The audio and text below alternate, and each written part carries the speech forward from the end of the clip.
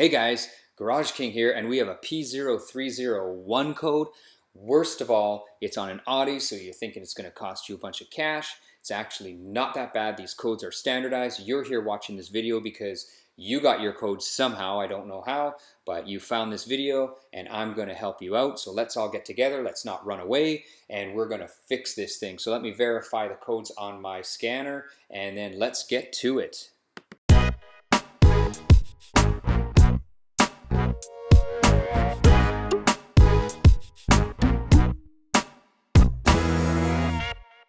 So we got the cylinder 1 misfire. So what we're going to do is we're going to swap the coil pack and the spark plug from cylinder 1 to cylinder 4 and see if we still have it. If we still have it, still at number 1, we know obviously we've eliminated the coil, which is kind of expensive, and we've eliminated a spark plug, which I think, you know, they're not cheap either, these ones on these vehicles.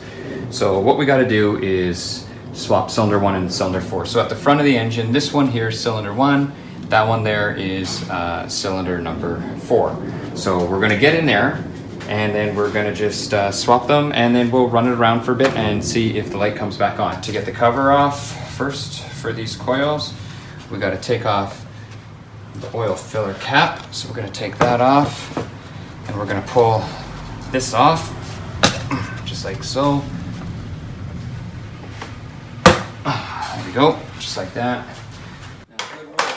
Once that's off, you should put the oil filler cap back in because you don't want anything falling in there. So it's just good practice to put it back on. And then there we can see there are our coils and our spark plugs right underneath. Okay, so here we can get a little bit close up with the engine, and we can see the coils there. There's number 1 there, and there's number 4 right there. So what we have to do is we have to disconnect these little tabs right in there for each one. And we're going to pull the wiring harness back, and then these coils should just pull straight out. So we're just gonna be taking these coil wires off here. I know it's very difficult to.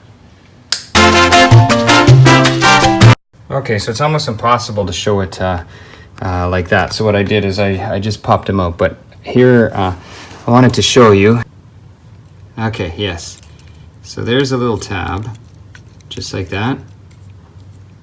So what you have to do to lift this tab is on the top part right there. This has to be pushed back. So see if you push back with your finger, like, I know it's hard to get my finger in there, but there you go, just show you, push back, and then there you can see I'm lifting it up, just like that, and then slide them off. Now we should just be able to pull them out. So with this one here, we should just be able to turn it. You can see I'm actually turning it, just like this.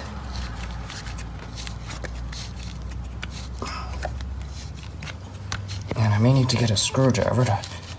Got my handy dandy screwdriver so I can go like this and just pry a little bit. Now you want to be careful when you're prying too, that you don't want to actually crack the coil. Last thing you want to do is crack it, because if you crack it, then you're going to need a new one for sure.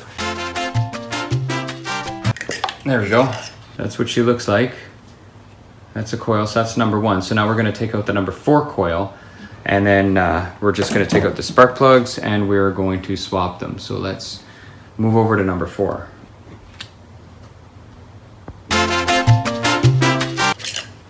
There we go.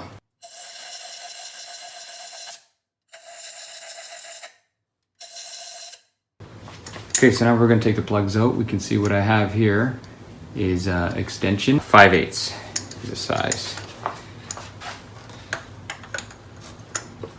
We want to do them by hand. That one's loose. We'll get it out with a magnet. When we're done, I'll show you how to do that.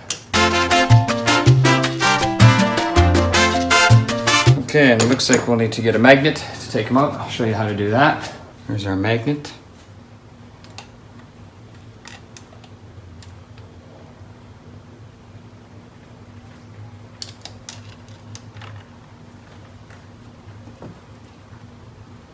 And they both look pretty much identical.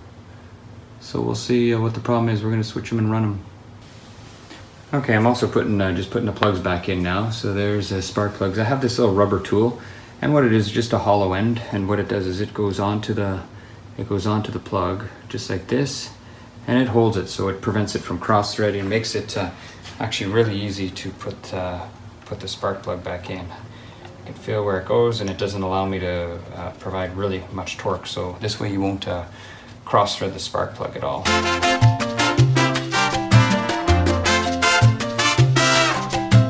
Now we're going to make sure we put them in the right place. So this one's going to go in here, and then this one that came out of number 4 is now going to go into number 1. Just like that. Now we're going to clip these back on. There, and they're all back on.